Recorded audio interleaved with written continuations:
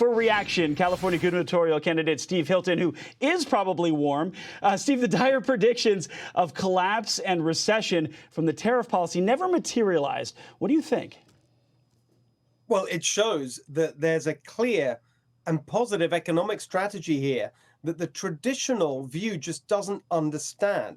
Because what you see from President Trump is what I used to call positive populism. You got the combination of what you might call traditional Republican economic principles, deregulation, the boost to our energy production, tax cuts coming in the new year, but combined with the new dimension that Trump has brought, which is the pro-worker aspect, not just letting growth to be encouraged at any price, but to do it in a way that helps workers. That's the tariff policy. That's the focus on bringing manufacturing jobs back. And now you've got this incredible combination, 4.3% growth in that quarter, predictions of 5% growth next year. And that sweet combination of growth for the economy overall, but also lifting up the working class in a way that you don't get from that traditional economic response. And this is why President Trump was reelected, because people and workers in particular saw that combination the first time round, and now we're seeing it again. He got the union worker to break ranks in many cases during this last election. So I want to get your opinion on this. Listen to this. It's been a good time for you. The country's doing well. We're taking in hundreds of billions of dollars from tariffs that have really made us stronger and much richer and given us great national security. So you are a beneficiary of that. So, Steve, do you really think the tariff policy is sustainable going forward?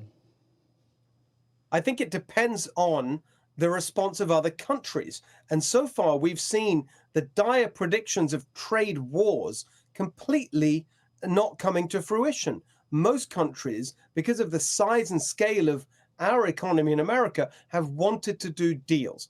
And that's been the positive effect of all of this, with the biggest economies in the world, starting with the European Union, Japan, even to a certain extent with China. You've seen the tariff policy used as really effective leverage. And it's not just purely economic. Look at that move that the president made on drug prices, just announced just before the holidays, where you saw a historic move forward there that leaders have been trying to make happen for decades. But it was through the tariff policy that President Trump was able to deliver for our consumers here in America the kind of drug prices that you get in other countries without actually harming the economics for the drug companies themselves, which is why they were all lined up in the Oval Office with the president making that announcement. It's another example of the leverage that tariffs bring that he's using to great effect.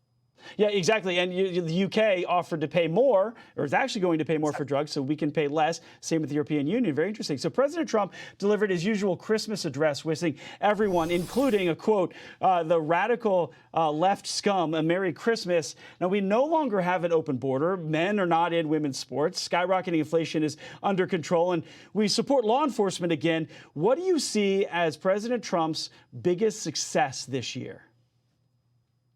I think it has to be the complete abandonment, the relegation into the dustbin of history of that insane far left woke ideology that seems like a bad dream now when we think about all those things that used to be spouted endlessly by the Biden administration, by all the bureaucracy, by the media. And we can see how ridiculous it is. And the biological men and girls sports is just one example. Riley Gaines rightly calls it absurd.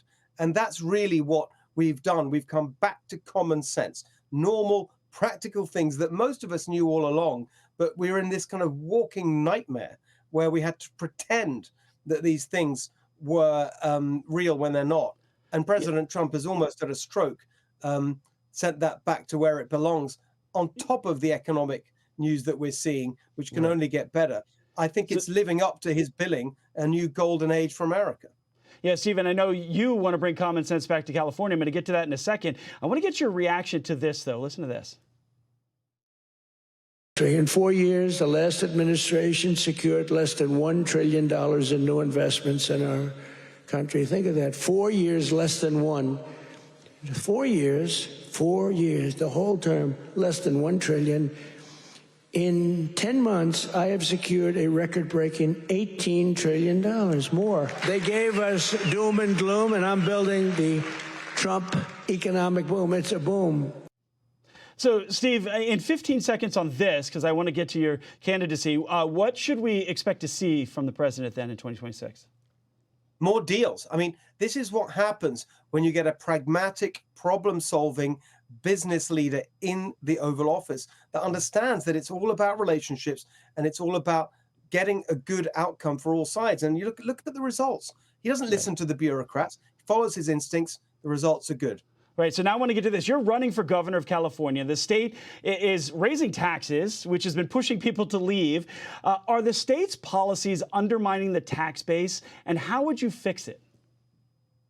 Well, we have the highest taxes in America for the worst results. I mean, if you look at what we get in exchange for those highest taxes, we have the highest unemployment rate, the highest poverty rate, the worst business climate, the highest cost for everything that matters: gas, electric, water, insurance, rent, housing, everything.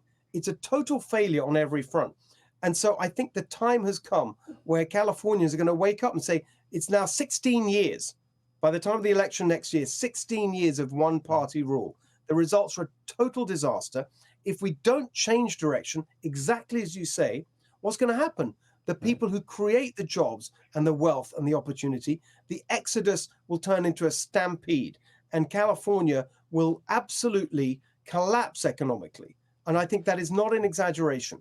We are facing a serious moment where unless we change direction, we're going to go off the economic cliff, because the kind of people who create the wealth and opportunity have a very welcome home now in places like Florida and Texas and Tennessee. And we got to get that investment back into California. That's why I'm running for governor, to make that happen. Well, we got to leave it there. Steve, thank you. We'll see what the new year brings for you. Appreciate it.